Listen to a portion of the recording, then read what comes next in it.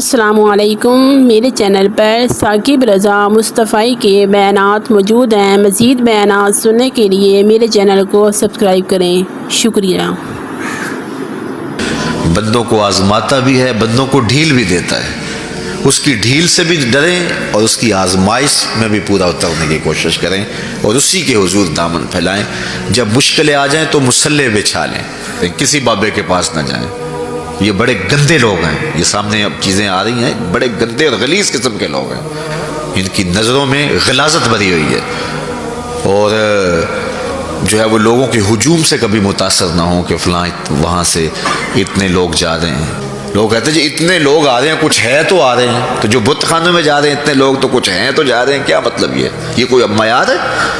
تو جب کوئی مصیبت بنے مصلح بچھا کے دعا مانگو اللہ کی بارگاہ میں، نوافل پڑھو، صدقہ کرو، خیرات کرو، منت مان لو، روزوں کی منت مان لو، نمازوں کی منت مان لو، صدقہ کرنے کی منت مان لو، اور اللہ کے نیک بندوں سے جا کے دعا کرواؤ۔ غریبوں میں آپ رزق بانٹو، اس سے برکت ہوگی، اس سے پریشانیاں دور ہوں گی۔ رزق کم ہو گیا ہے تو غریبوں کو دو، لگتا ہے غریبوں کو دو گے تو اور کم ہوگا، نہیں، جب دو گے تو اللہ کے سچے وعدے آپ کو نصیب ہوں گے اور آپ کو برکتیں نصیب ہوگی، اس کے راہ میں دینے سے کم نہیں ہوتا ہے۔ تو یہ جو تکلیفیں آتی ہیں یہ گناہ اس سے جڑتے ہیں، اس سے درجے بلند ہوتے ہیں، اس سے اللہ کی قربت نصیب ہوتی ہے۔ تو مصیبت آئی تو بابے کے پاس بھاگ گئے، جو فاسق اور فاجر اور مشرکانہ عقائد رکھتا ہے اس کے پاس بھاگ گئے، تو پھر ایک مصیبت بھی صحیح اور ایک اپنا ایمان بھی اجاڑا۔ اس لیے اس مصیبت سے جو باطنی فوائد ملیں گے، جو روحانی مرتبے بلند ہوں گے، ان کو حاصل کریں۔ تو غیرت کے ساتھ جینے کا ڈھب ہم سیکھیں، مت ایسے لوگوں کے پاس جائیں۔ لوگ کہتے ہیں کہ ہمارا کاروبار خراب ہو گیا، گھر سے برکت اٹھ گئی، تو اس کا سبب یہ سمجھتے ہیں کسی نے تعویذ ڈال دیے۔ میاں جھوٹ چھوڑ دو، رحمت کے فرشتے نیڑے آ جائیں گے، تمہارے گھروں کے دور چلے گئے۔ تم نے گھر میں تعویذ باندھ دیا، گھر میں ہنڈیا بھی الٹی لٹکا دی، تم نے جو ہے وہ بتیاں بھی جلائیں گھر میں، تم نے بڑا کچھ کیا لیکن جھوٹ نہیں چھوڑا۔ تمہاری بتیاں جلانے سے، تعویذ لٹکانے سے فرشتے واپس نہیں آئیں گے۔ فرشتے واپس تب آئیں گے جب جھوٹ چھوڑو گے۔ تو جھوٹ چھوڑو، رحمت کے فرشتے نیڑے آ گئے تو رحمتیں برسنا شروع ہو جائیں گی۔ تو ہم بیماری اور ہے، علاج اور کر رہے ہیں۔ کچھ لوگوں کا تو کام ہی جب بھی کوئی مشکل بنی تعویذ لینے دوڑ پڑتے ہیں، اور بابا بھی کہتا ہے چنگا ہو گیا تو آ گیا، ورنہ چل جانا سی تعویذ۔ چونکہ اگر وہ یہ نہ بتائے تو اس کا تو کاروبار ختم ہو گیا، وہ تو بیٹھا اسی کام کے لیے ہے۔ اس نے تو ٹاٹن جو ہے وہ رات فوٹو سٹیٹ کروا کے رکھے ہوئے، 10 اس کو دینے، 15 اس کو دینے، وہ تو کام ہی یہ کرتا ہے۔ اور وہ کہے کہ نہیں بابا تیرے گھر میں جھوٹ ہے، تیرے رزق میں ملاوٹ ہے، تو نماز نہیں پڑھتا، تو سجدہ ریز نہیں ہوتا، تیرے یہ خرابیاں، تو پھر بابے کے پاس کسی نے کیا لینے آنا؟ جب مشکل ہوگی تو مصلے پہ سر جھکائے گا، بابا تو بھوکا مر جائے گا۔ اس لیے بابا کہتا چنگا ہو گیا تم آیا ویلے سر آ گئے، نہیں تو یہ چل جانے تھے، تبھی تو کچھ لینا ہی نہیں تھا۔ پھر مریض بن جائے، ہر اتوار کو بابے کے در پہ حاضری دینی پڑتی ہے۔ چھوڑو بابوں کو، اللہ کی چوکھٹ پہ آ جاؤ۔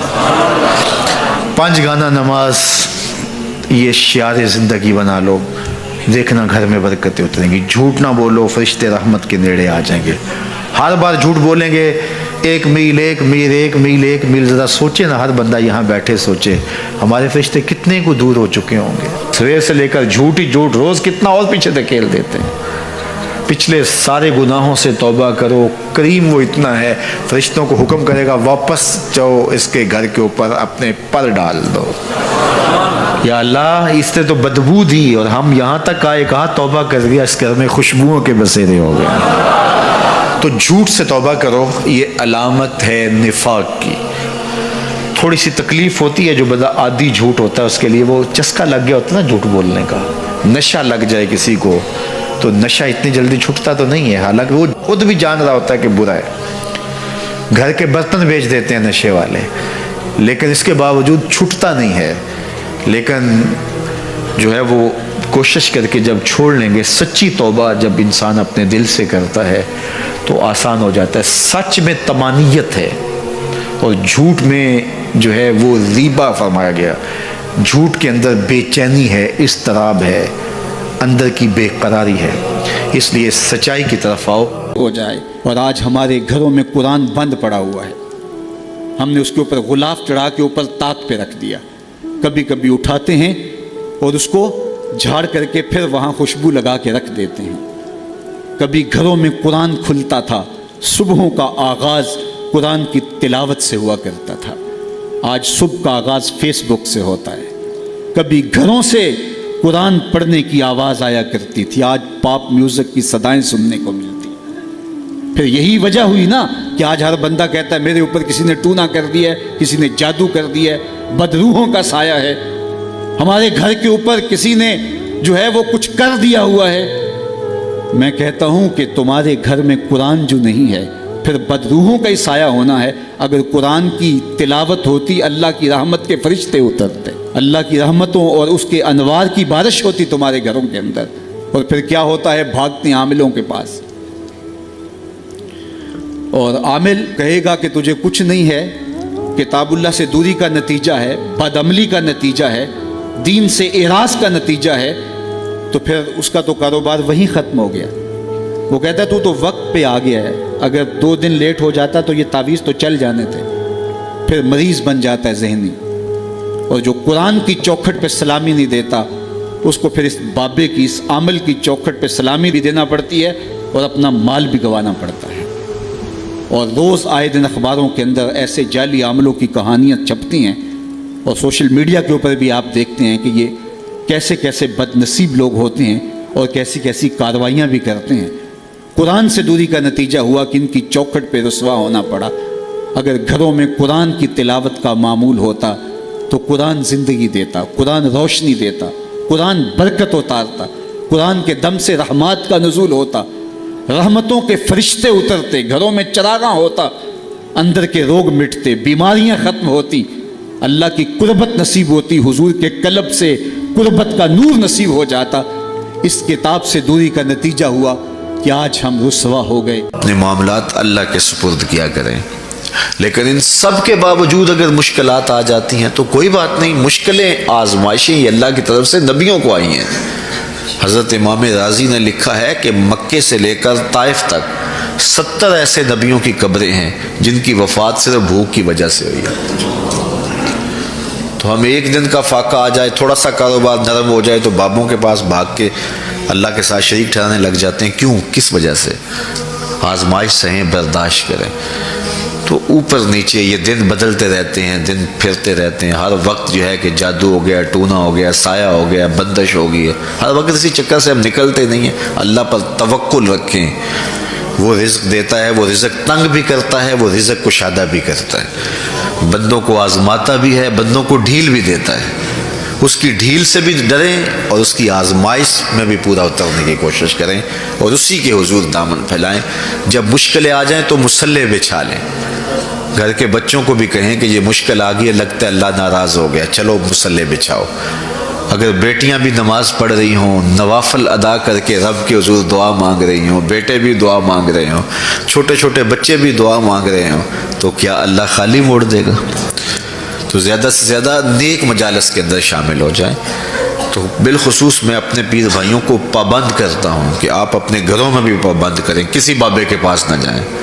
یہ بڑے گندے لوگ ہیں، یہ سامنے اب چیزیں آ رہی ہیں، بڑے گندے اور غلیظ قسم کے لوگ ہیں، ان کی نظروں میں غلاظت بھری ہوئی ہے، اور جو ہے وہ لوگوں کے ہجوم سے کبھی متاثر نہ ہوں کہ فلاں وہاں سے اتنے لوگ جا رہے ہیں۔ لا یصیر الباطل حقا بکثرت المتمسکین بہ، اگر کسی جھوٹ کے ساتھ، کسی باطل کے ساتھ زیادہ لوگ وابستہ ہو جائیں تو اس وابستگی سے باطل حق نہیں ہو جاتا۔ لوگ کہتے ہیں جی اتنے لوگ آ رہے ہیں، کچھ ہے تو آ رہے ہیں، تو جو بت خانے میں جا رہے ہیں اتنے لوگ تو کچھ ہیں تو جا رہے ہیں، کیا مطلب یہ کوئی اب معیار ہے؟ تو جوہلا کا جمع ہونا، جوہلا کا کہیں جانا، یہ معیار نہیں ہے۔ معیار جو اللہ رسول نے دیا ہے ہمارے نزدیک بس وہی ہے۔ تو جب کوئی مصیبت بنے، مصلی بچھا کے دعا مانگو اللہ کی بارگاہ میں، نوافل پڑھو، صدقہ کرو، خیرات کرو، منت مان لو، روزوں کی منت مان لو، نمازوں کی منت مان لو، صدقہ کرنے کی منت مان لو، اور اللہ کے نیک بندوں سے جا کے دعا کرواؤ۔ غریبوں میں آپ رزق بانٹو، उससे बरकत होगी, उससे परेशानियां दूर होंगी। रिज़्क कम हो गया है तो गरीबों को दो, लगता है गरीबों को दोगे तो और कम होगा, नहीं, जब दोगे तो अल्लाह के सच्चे वादे आपको नसीब होंगे और आपको बरकतें नसीब होगी, उसके राह में देने से कम नहीं होता है। इसलिए मैं ख़ास तौर पे ये बातें इसलिए कर रहा हूँ कि इन दिनों के अंदर बहुत ज़्यादा जो है वो इस तरह के लोग हैं और मुख्तलिफ जो है वो चैनल्स के ऊपर उनको सामने लाया जा रहा है। तो इन लोगों से अपने दामन को छुड़ाएं और सालिहीन की सोहबत को इख्तियार करें। सालिहीन की सोहबत से आपको नूर मिलेगा, रोशनी मिलेगी। आजमाइश टल जाती है तो फिर भी, वरना उसमें इस्तिकामत की तौफीक मांगें, चूँकि जो बला पर सब्र करता है उसे भी अजर दिया जाएगा। सही हदीस में आता है कि अहले बला को क़यामत के दिन जो सिला दिया जाएगा तो दूसरे लोग आरजू करेंगे काश हमारे जिस्म को लोहे की कैंचियों से काट दिया जाता। तो ये जो तकलीफ़ें आती हैं ये गुनाह इससे जड़ते हैं, इससे दर्जे बुलंद होते हैं, इससे अल्लाह की कुर्बत नसीब होती है। तो मुसीबत आई तो बाबे के पास भाग गए, जो फासिक और फाजिर और मुशरिकाना अकायद रखता है उसके पास भाग गए, तो फिर एक मुसीबत भी सही और एक अपना ईमान भी उजाड़ा।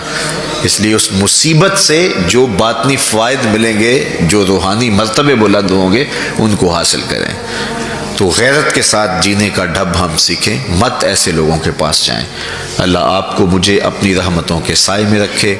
मेरा ताल्लुक़ एक देहात से है और मुझे अच्छी तरह याद है कि वालिद गिरामी मुझे उंगली से लगा करके मस्जिद में ले जाया करते थे। तो बूढ़े बुज़ुर्ग जो मस्जिद में जाने से कासर थे वो घरों में बैठ के कुरान पढ़ते होते थे और अमूमन ज़ोहर के वक्त भी और सुबह के वक्त भी घरों से कुरान पढ़ने की आवाज़ें आया करती थी। आज घरों से पॉप म्यूज़िक की सदाएं सुनने को तो मिलेंगी, लेकिन कुरान के नगमे मौकूफ़ हो गए। यही वजह है कि आज हमारे घरों से बरकत रूठ गई है। दौलत की फरावानी के बावजूद, वसाइल की कसरत के बावजूद, असबाबे आसूदगी हासिल होने के बावजूद ना आसूदगी है, ना सुकून है, ना तमानियत है, ना बरकत रही, इसलिए कि हमारे घरों से कुरान रुखसत हो गया। आज सुबह उठ के फेसबुक का चेहरा तो देखते हैं लेकिन कुरान का नक्शा नहीं देखा जाता। तो बरकत के काफिले घरों से रुखसत हो गए और घर बरकतों और रहमतों से खाली हो गए। आज भी अगर हमने घरों में बरकतों को वापस बुलाना है, रहमतों को अपने घरों में वापस लाना है, तो कुरान मजीद की तिलावत को अपने मामूलात में शामिल कर लीजिएगा। फिर घर में आसेब का साया नहीं होगा, टूना और जादू नहीं होगा। फिर किसी बाबे और मलंग के पास जा करके आपको अपने मसाइल नहीं बताने पड़ेंगे। आपके घर में कुरान है, सारे दुखों का इलाज इसी मुर्शिद के पास है। सारी मुसीबतें और सारी मुश्किलें और सारे मसाइब इसी कुरान के दामन से दूर होते हैं और इसी कुरान से वाबस्तगी से घर में बरकतें उतरती हैं। फिर आपको ना आसेब, ना जादू, ना टूना और ना किसी ने कोई बंदिश की है, ना किसी ने कोई मसला किया है, कुछ नहीं होगा। आपके घरों पे रहमतों के साए होंगे, इसलिए कि आपके घरों में कुरान जब तिलावत होगी तो रहमतों के फरिश्तों का नज़ूल होगा। तो जब रहमतों के फरिश्ते तुम्हारे घर में उतरेंगे तो फिर कोई मुसीबत, कोई परेशानी, कोई बंदिश, कोई दुख आपके घरों में नहीं होगा। इसलिए कुरान मजीद की तिलावत को अपने मामूलात ज़िंदगी में शामिल कीजिए। देखिए ये रमज़ानुल मुबारक का मुबारक महीना अक्सर घरों के अंदर कुरान मजीद की तिलावत का मामूल रहा और जो दिन बाकी हैं इन अय्याम में तिलावत कलाम मजीद का मामूल बाकी रहेगा। तो इसकी बरकतें आप अपनी आंखों से देख रहे हैं। और अगर ये पूरा साल हमारे घरों में मामूल बाकी रहे, हमारी सुबह का आगाज़ ही कुरान मजीद की तिलावत से हो, बेटियां भी कुरान खोल के सुबह बैठ जाएं और बेटे भी कुरान खोल के बैठ जाएं, बूढ़े भी कुरान खोल के बैठ जाएं, जवान भी कुरान खोल के बैठ जाएं, तो मुझे बताइए कि कितनी रहमत और कितनी बरक़ात का घरों में नुज़ूल हो। तो इसलिए अपने घरों में कुरान मजीद की तिलावत के मामूल को कभी भी तर्क न कीजिए। चाहे रोज़ के 2 सफ़े पढ़िए, कुरान मजीद की तिलावत के मामूल को बाकी रखिए। और अगर अल्लाह आपको नसीब करे तो इसको मफ़हूम और तर्जुमे के साथ पढ़ने की कोशिश कीजिए, ताकि कुरान का जो हमारे नाम पैगाम है وہ بھی ہم سمجھ پائیں کہ قرآن ہمیں کیا بتا رہا ہے اور ہمیں کیا میسج دے رہا ہے، تاکہ ہماری زندگیاں اس پاکیزہ کتاب کی روشنی اور کتاب کے اجالوں میں بسر ہو۔ اور یہ کتاب اللہ کا تیسرا حق ہے کہ اس کو مفہوم و مطلب کے ساتھ سمجھنے کی کوشش کریں۔ یہ ہمارے رب کا ہمارے نام پیغام ہے۔ آپ کے کسی دوست کا، کسی ملنے والے کا آپ کے نام خط آ جائے اور وہ اس زبان میں ہو جو زبان آپ نہ جانتے ہوں، تو اتنی دیر تک آپ مطمئن نہیں ہوتے جب تک اس کے مندرجات سمجھ نہیں لیتے، کسی ایسے شخص سے وہ مضمون جان نہیں لیتے جو وہ زبان جانتا ہو۔ تو ہمارے رب کا ہمارے نام یہ میسج ہے، ہمارے نام یہ پیغام ہے رسول کریم صلی اللہ علیہ وآلہ وسلم کی وساطت سے۔ تو ہمیں اس کو سمجھے بغیر چین کیوں آ گیا ہے؟ تو ہم اس پیغام کو سمجھیں کہ ہمارا رب ہمیں کیا فرما رہا ہے، کن امور کا حکم دے رہا ہے اور کن باتوں سے ہمیں روک رہا ہے۔ اگر ہم قرآن مجید کو اس انداز سے تلاوت کریں گے اور قرآن مجید کو سمجھ کے پڑھیں گے تو ہماری زندگی خود بخود تبدیل ہوتی چلی جائے گی۔ یہ کتاب زندہ ہماری زندگی کے اندر اجالے اور روشنیاں ڈال دے گی اور ہمیں زندگی گزارنے کا راستہ دکھائے گی، چونکہ اس کے عجائبات۔ حضور کی خدمت میں بیٹھے ہوئے تھے، فقال، تو آقا کریم علیہ الصلوۃ والسلام نے بیٹھے بیٹھے ارشاد فرمایا، تمہارے اندر کوئی اجنبی شخص تو نہیں؟ تمہارے اندر کوئی غیر تو نہیں؟ خاص ہی ہو نا، یہ نہیں کوئی اہل کتاب سے تو نہیں؟ میں نے کہا حضور کوئی نہیں، سارے اپنے ہی ہیں۔ تو آقا کریم علیہ الصلوۃ والسلام نے فرمایا، اچھا دروازے کو کنڈی لگا دو۔ پھر فرمایا ہاتھ کھڑے کرو اور کہو لا الہ الا اللہ۔ سارے اپنے ہو؟ سارے اپنے ہیں، کوئی غیر تو نہیں؟ نہیں۔ کنڈی لگا دو، لگ گئی کنڈی۔ کب ہاتھ کھڑے کرو اور کہو لا الہ الا اللہ۔ اب اگلی بات سنو، اللہ کے محبوب نے فرمایا الحمدللہ، تمام خوبیاں اللہ کے لیے۔ اے اللہ تیری تعریفیں ہیں، تو نے مجھے حق کے ساتھ اس کلمے کے ساتھ مبعوث کیا، تو نے وعدہ کیا ہے، مجھے حکم دیا اس کلمے کی تبلیغ کا، اس کے پیغام کی نشر و توزیع کا، اس کلمے کے نور کو ایک ایک سینے میں اتارنے کا۔ مالک میں نے وہ اتارا اور میں نے اس پیغام کو پہنچایا۔ مالک پھر تو نے اس کلمے کے حاملین کے لیے جنت کا وعدہ بھی کیا ہے، اور تو وعدے بھی سچے کرتا ہے، تیرا وعدہ جھوٹا نہیں ہوتا، تو وعدے پورے کرتا ہے۔ اللہ اکبر، یہ حضور نے ارشاد فرمایا۔ ثم قال، پھر اللہ کے محبوب نے فرمایا، بشارت ہو، اللہ نے تمہیں معاف کر دیا، اللہ نے تمہاری خطائیں معاف کر دی، اللہ نے تمہارے گناہ بخش دیے۔ تو صحابہ کو اللہ کے محبوب نے بشارت دی۔ ایک اور روایت سنی حضرت ابو ہریرہ رضی اللہ تعالیٰ عنہ سے، جس نے ایک دن میں 100 مرتبہ سبحان اللہ و بحمدہ پڑھا۔ کتنی مرتبہ؟ 100 مرتبہ۔ کیا پڑھا؟ سبحان اللہ و بحمدہ۔ فرمایا کہ اس کے گناہ سمندر کی جھاگ کے برابر بھی ہوں تو اللہ معاف فرما دے گا۔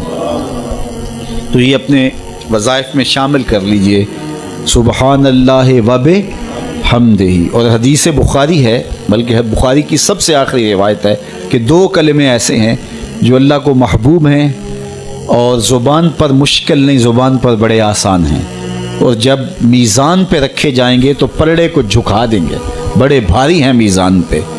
وہ 2 کلمے یہی ہیں، سبحان اللہ و بحمدہ، سبحان اللہ العظیم۔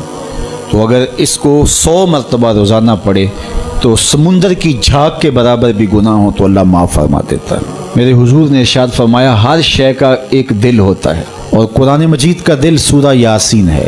جس نے 1 مرتبہ سورہ یاسین کی تلاوت کی، اللہ 10 مرتبہ قرآن پڑھنے کا ثواب عطا کرے گا۔ تو اپنی صبح کا آغاز سورہ یاسین سے کیا کریں، کچھ وقت نہیں لگتا، نماز فجر کے بعد اشراق تک سورہ یاسین پڑھ لیا کریں۔ سورہ یاسین اگر آپ پڑھ کے اپنے دن کا آغاز کرتے ہیں، آپ کا سارا دن خیر سے گزرے گا۔ اس دن اگر کاروبار کریں گے تو برکت ہوگی، اس دن کسی کام کو جائیں گے تو رحمت ہوگی، اس دن بہت ساری بیماریوں سے، آفات و بلیات ارضیہ و سماویہ سے، دشمنوں کے حسد سے، مبغضین کے بغض سے بچے رہیں گے، لوگوں کے شر سے، حادثات سے محفوظ رہیں گے۔ تو اپنے دن کا آغاز سورہ یاسین سے کریں، اور کتنا بڑا اجر ہے۔ آپ 1 سال میں بھی شاید 10 قرآن مجید نہ ختم کر سکیں، اور سورہ یاسین پڑھیں تو 10 مرتبہ قرآن مجید پڑھنے کا ثواب نصیب ہوگا۔ رسول کریم نے ارشاد فرمایا، इन्ना सूरतन फिल कुरान सलासून आया, कुरान मजीद में एक सूरत है जिसकी 30 आयात हैं। अगर कोई शख्स उसकी तिलावत करता है तो वो सूरत पढ़ने वाले की शफात करती है, और इतनी बार शफात करती है कि उसको बख्शवा के छोड़ती है। वो सूरत कौन सी है? वह या तबारकल्लज़ी बियदिहिल मुल्क, ये सूरतुल मुल्क है। 30 आयतें हैं।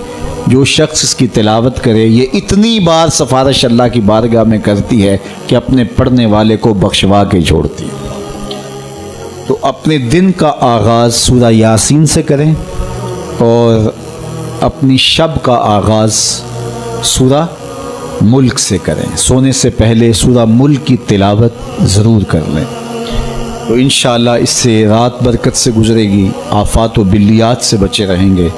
और सबसे बड़ी बात कि अल्लाह ताला जल्ला शानहू गुफरान व रहमत से माला माल फरमा। लोग कहते हैं कि उल्लू आ गया, और जहाँ उल्लू होता है वहाँ उजाड़ होता है।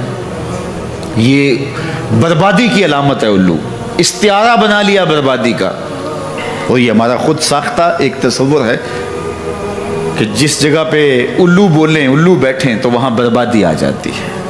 अजीब फलसफा घड़ लिया, उल्लू के बोलने से बर्बादी कैसे आएगी? और अंदर का नफ्स उल्लू बन गया तो फिर बर्बादी आएगी। उसको देखो कि वो खराब तो नहीं हो गया।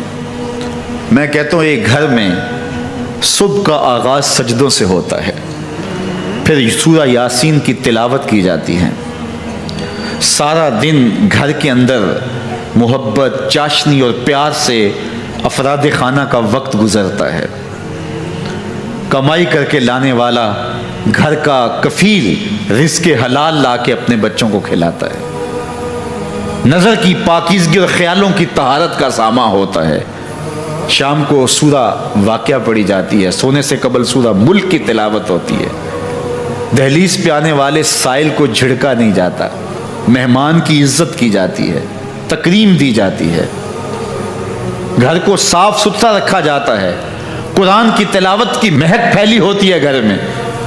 घर के अंदर दरख्त पर 100 उल्लू भी बैठ जाएं, उस घर में बर्बादी नहीं आएगी। और एक घर में अल्लाह के हुक्मों को तोड़ा जाता है। अफराद खाना एक दूसरे को गालम गलोच करते हैं। कुरान कभी खोल के किसी ने नहीं देखा, सजदे की किसी को तौफीक नहीं हुई, तो घर के अंदर जो मर्जी रख लें बरकत नहीं होगी। मियाँ ये तो तुम्हारे आमाल का नतीजा था, लेकिन तुमने लगा दिया उल्लू के खाते कि उल्लू बैठ गया, ये सब कुछ बर्बादी हुई। तुमने वादे तोड़े, तुमने लोगों को 2 नंबर माल दिया, इसलिए तुम्हारी फैक्ट्री बर्बाद हुई, इसलिए तुम्हारी दुकान नहीं चल रही। कि तुम कहते कुछ हो देते कुछ हो, एक मरतबा जो धोखा खाता है वो दोबारा तुम्हारी दुकान पे नहीं आता। ये उल्लू का काम नहीं है, ये तुम्हारे नफ्स के उल्लू का काम है। लेकिन तुमने उल्लू पे मर के किसी मनहूसा, ये फला मनहूसा हमारी दुकान पे आई सुबह, आज सारा दिन गाहक ही नहीं आया। क्या फलसफा तुमने तराशा? तो फरमाया वला हामा, उल्लू भी कोई चीज़ नहीं, वला सफ़रा, और ना ही सफ़र का महीना कोई चीज़ है कि आप सफ़र के महीने के नाम लगा करके किसी चीज़ का इनकार कर दें। ये अल्लाह की तरफ से है जो तुम्हें नसीब होता है। वहीं यमसस्कल्लाहु बिदुर्रिन फला काशिफ़ लहू इल्ला हू, अल्लाह ताला तुम्हें कोई नुकसान पहुंचाना चाहे तो कोई उस नुकसान को दूर नहीं कर सकता सिवाय अल्लाह के। और अगर अल्लाह तुम्हें कोई भलाई देना चाहे, तुम्हें बेहतरी अता करना चाहे, फला राद्द लिफ़ज़लिही, अल्लाह के फ़ज़ल को कोई वापस भी नहीं कर सकता, लुटा भी नहीं सकता, अल्लाह के फ़ज़ल को कोई टाल भी नहीं सकता। सारा ज़माना लग जाए किसी शख्स को नुकसान पहुंचाने के लिए, लेकिन अल्लाह की नुसरत उसे नसीब हो, कोई बाल भी बीका नहीं कर सकता। सारा ज़माना किसी को फ़ायदा देने में लगा रहे, लेकिन अल्लाह ना चाहे तो एक ज़र्रे का फ़ायदा भी नहीं पहुंचा सकते। ऐसा होता है ना कि मरीज़ बहुत दौलतमंद है और आला से आला इलाजगाह में उसको पहुंचा दिया गया, हर वक्त 5-6 डॉक्टर ऊपर खड़े हैं, एक एक सांस को कंट्रोल करने की कोशिश करते हैं, कई मशीनों के अंदर एक एक चीज़ का हर वक्त टेस्ट हो रहा है, लेकिन मौत आई तो सारे डॉक्टर एक सांस की भीख भी नहीं दे सकते। और दूसरा बीमार पड़ा है, हॉस्पिटल वालों ने भी जवाब दे दिया, उस गरीब को किसी परवाह नहीं की है, उसको बाहर झाड़े में फेंक दिया, मेरा मालिक शिफा देना चाहे तो उसे अता कर दे। شفا اللہ کے پاس ہے، موت اللہ کے پاس ہے، زندگی اللہ کے پاس ہے، خیر اللہ کے پاس ہے، وہ جس کو جو چاہے عطا کرے۔ علیہ السلام اس نے کہا اللہم انت عبدی و انا ربک، اے اللہ تو میرا بندہ اور میں تیرا رب۔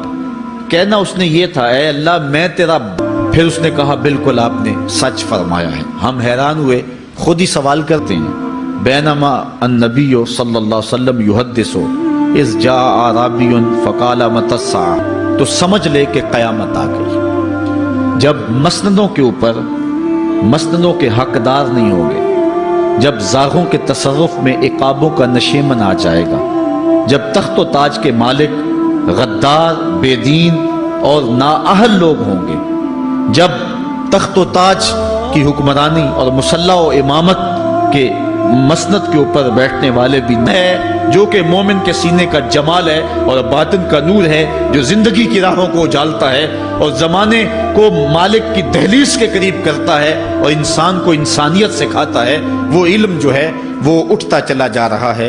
اور حضور سے پوچھا گیا کہ حضور باپ کو بلایا جائے گا، یا اللہ یہ میرا باپ ہے، میں اس کی بیٹی، میری تربیت کا جوہر اس کے ہاتھ میں تھا، آج جن بدکاریوں اور گناہوں کے سبب جہنم میں جاری نہیں دیا تو دین نہیں دیا، کل قیامت کے دن وہ اللہ کے حضور کیا جواب دے گا؟ ارشاد ہوگا اسے بھی پکڑو، اس کے باپ کو بھی پکڑو اور جہنم میں لے جاؤ۔ عرض کرے گی نہیں مالک، میرے بھائی کو بلایا جائے، میری خرابی کا ذمہ دار یہ ہے۔ اب وہ بھائی کیا جواب دے گا جو چوکوں اور موڑوں پہ کھڑا ہو کے آنے اور جانے والی بہنوں اور بیٹیوں کو دیکھتا ہے اور یہ سمجھتا ہے کہ میری بہنیں اور میری بیٹیاں گھر میں محفوظ ہیں؟ وہ قیامت کے دن کیا جواب دے گا؟ ارشاد ہوگا اسے بھی پکڑو، اس کے باپ کو بھی پکڑو۔ بھائی فرمایا ایک عورت 4 مردوں کو قیامت کے دن جہنم میں لے جائے گی۔ اس لیے میں اور آپ آج دیکھ لیں کہ ہمارا آخرت کا معاملہ کیا ہونے والا ہے اور ہم نے اس دنیا کے اندر کس طرح اپنی حفاظت کرنی ہے۔